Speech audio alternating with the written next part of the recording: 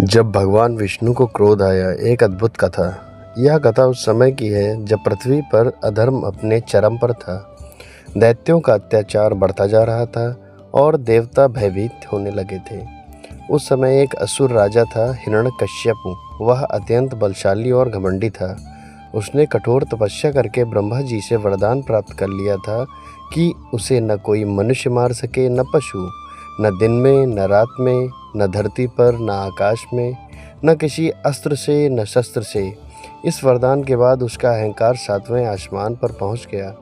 उसने स्वयं को भगवान घोषित कर दिया और आदेश दिया कि पूरे राज्य में केवल उसी की पूजा हो। जो उसका विरोध करता उसे कठोर दंड दिया जाता।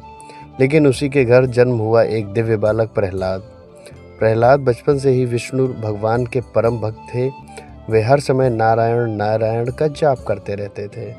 जब हिरण्यकश्यप को पता चला कि उसका अपना पुत्र उसके शत्रु विष्णु की भक्ति कर रहा था, तो वह क्रोध से आग बबूला हो उठा। उसने प्रहलाद को समझाने की बहुत कोशिश की, लेकिन जब वह नहीं माने तो उसने मारने के अनेक प्रयास किए। कभी उन्हें विष दिया, कभी हाथियों से कुचलवाने की कोशिश की गई, कभी ऊंचे पर्वत से गिराया गया, यहाँ तक कि अपनी बहन आदेश दिया कि वह प्रहलाद को आग में लेकर बैठे। होलिका को वरदान था कि वह अग्नि में नहीं जलेगी, लेकिन हुआ कुछ और ही।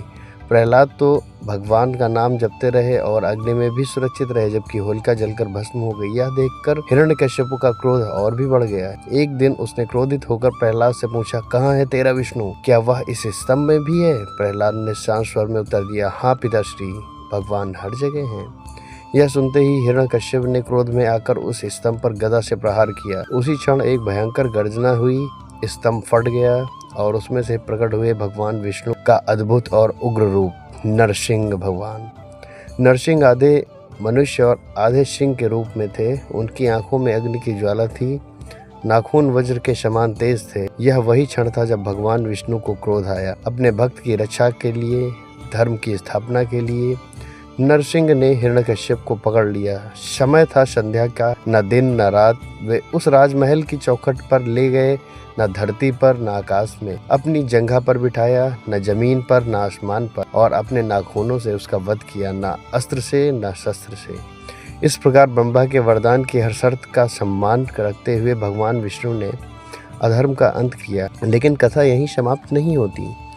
हिरण्यकश्यप के वध के बाद भी भगवान नरसिंह का क्रोध शांत नहीं हुआ।